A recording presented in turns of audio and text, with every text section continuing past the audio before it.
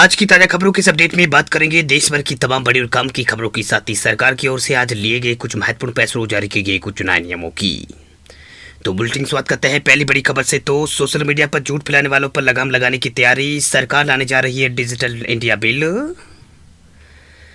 Deepfake से निपटने के लिए सरकार जो है डिजिटल इंडिया बिल लेकर आएगी। डिजिटल प्लेटफॉर्म के माध्यम से फैलाई जाने वाली हर अफवाह से निपटने के लिए भारत सरकार जो है इस बिल में प्रावधान करेगी।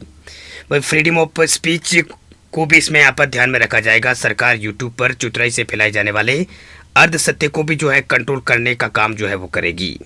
वहीं भारत में डेटा की सुरक्षा को पुख्ता करने वाले digital personal data protection bill को कैबिनेट की मंजूरी पहले ही मिल चुकी है।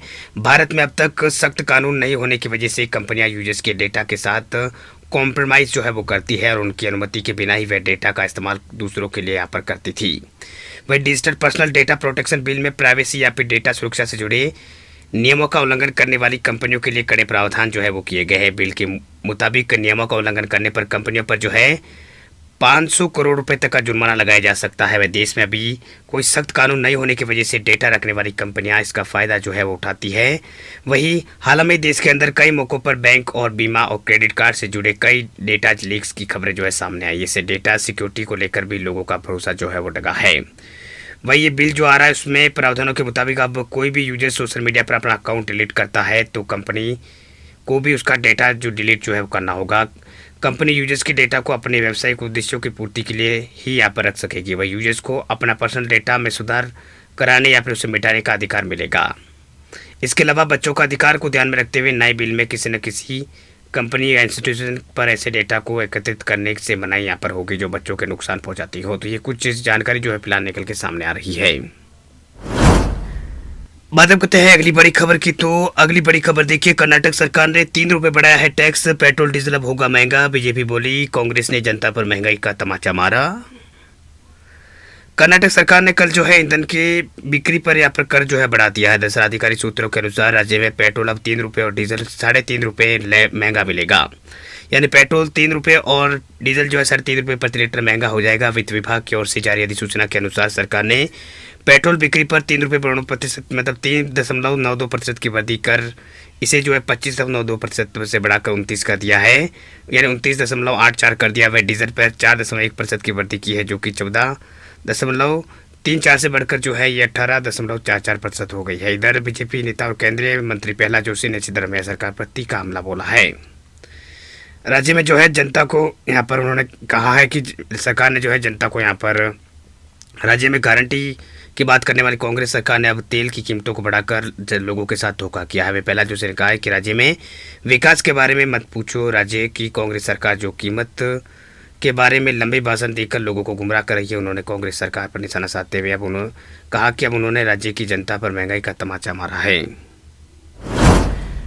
चलिए बात अब करते हैं अगली बड़ी खबर की। तो अगली बड़ी खबर है अग्निवीर योजना को लेकर बड़ी खबर। देखिए 7 साल की सेवा देंगे अब जवान, 60% हो गए परमानेंट। नाम के साथ साथ अग्निवीर योजना में भी बड़ा बदलाव। केंद्र की मोदी सरकार ने अग्निवीर योजना का नाम बदलने के साथ साथ ही समय सीमा इसकी बढ़ा दी है। सूत्रों के अनुसार अब अग्निवीर योजना का नाम बदलकर सैनिक सम्मान स्कीम कर दिया जाएगा। अब अग्निवीरों को नौकरी में 4 साल नहीं काम करना पड़ेगा, यानी 4 साल से बढ़ाकर उनकी 7 साल हो जाएगी। साथ ही उनका एक मुफ्त सैलरी भी उनकी जो है उसमें बढ़ोतरी होगी। तो ये कुछ फैसले जो है वो सरकार की ओर से अग्निवीरों के लिए जो है वो लिए जा सकते हैं। तो अग्निवीर योजना को लेकर फिलहाल ये बड़ी खबर जो है वो निकल के सामने आ रही है कि सरकार जो है इस योजना का नाम जो है वो बदलेगी और इसका नाम जो है सैनिक सम्मान स्कीम जो है वो यहाँ पर कर दिया जाएगा। इसको लेकर ज़्यादा जानकारी जो है फिलहाल सामने नहीं आई है, लेकिन जो जानकारी जो है इसमें यहाँ पर ये कुछ जानकारी जो है वो निकल के सामने आ रही है।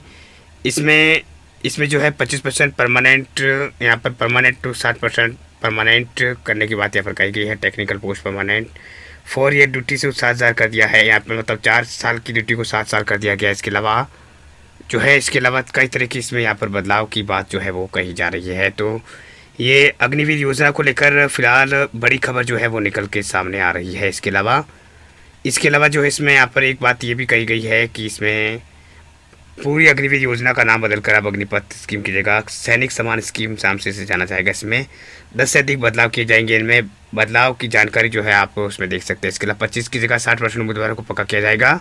4 वर्ष की जगह 7 वर्ष की नौकरी कर सकते हैं।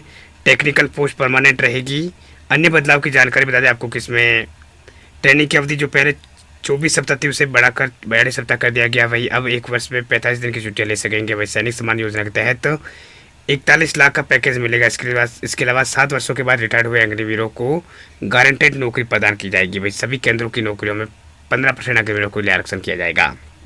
यानी जो भारत सरकार की जितनी भी नौकरियां हैं उसमें अग्निवीरों के लिए 15% जो है वो यहाँ पर आरक्षण जो है इसमें दिया जाएगा।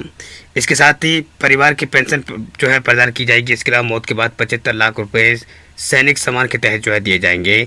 तो ये कुछ बदलाव जो है वो अग्निवीर योजना को लेकर जो है वो किए गए हैं। तो बड़ी खबर जो है अग्निवीर को लेकर निकल के सामने आ रही है। बात अब करते हैं अगली बड़ी खबर की। तो 1 जुलाई से 3 नए क्रिमिनल कानून देश भर में होंगे लागू। मॉब लिंचिंग, देशद्रोही सहित इन मामलों में होंगे अहम बदलाव। आपराधिक न्याय प्रणाली में सुधार की दिशा में एक और ऐतिहासिक कदम उठाते हुए 3 नए क्रिमिनल कानून भारतीय न्याय संहिता, भारतीय नागरिक सुरक्षा संहिता और भारतीय साक्ष्य अधिनियम 1 जुलाई से लागू हो जाएंगे। वे पिछले साल अगस्त में संसद के मानसून सत्र के दौरान पेश किए गए कानून जो है यहाँ पर औपनिवेशिक युग की भारतीय दंड संहिता यानी आईपीसी दंड प्रक्रिया सीआरपीसी और 1872 भारतीय साक्ष्य अधिनियम की जगह लेंगे। वही कल जो है कार्मिक और प्रेक्षण विभाग ने सभी मंत्रालयों और विभागों को सूचित किया है कि तीनों नए आपराधिक कानून 1 जुलाई 2024 से प्रभावी होंगे। तो ये नए जो कानून जो है वो 1 जुलाई से जो है प्रभावी यहाँ पर हो जाएंगे। वह कार्मिक और प्रशिक्षण विभाग ने यह भी अनुरोध किया है कि ये मंत्रालय और विभाग के इन नए कानूनों की विषय वस्तु को अपने विभिन्न परीक्षण कार्यक्रमों में शामिल करें। वह गृह मंत्रालय ने संबंध में सभी राज्यों के डीजीपी से मुलाकात की और उन्हें 3 नए कानून को उचित क्रियान्वित सुनिश्चित करने के निर्देश जो है वो दिए हैं। तो वीडियो यहाँ पर ये नया कानून को लेकर जो है यहाँ पर बदलाव जो है इसमें यहाँ पर किया गया है। तो कई तरीके से बदलाव यहाँ पर किए गए हैं। ऑफिशियल वेबसाइट पर जाकर आप जानकारी जो है वो चेक कर सकते हैं। वीडियो अच्छा लगे तो लाइक करें, चैनल पर नए हैं तो चैनल को भी सब्सक्राइब करें, साथ में बेल आइकन को दबा दें ताकि रोजाना ऐसी खबरें जो है आपको मिलती रहे। पूरा वीडियो देखने के लिए आपका बहुत बहुत धन्यवाद।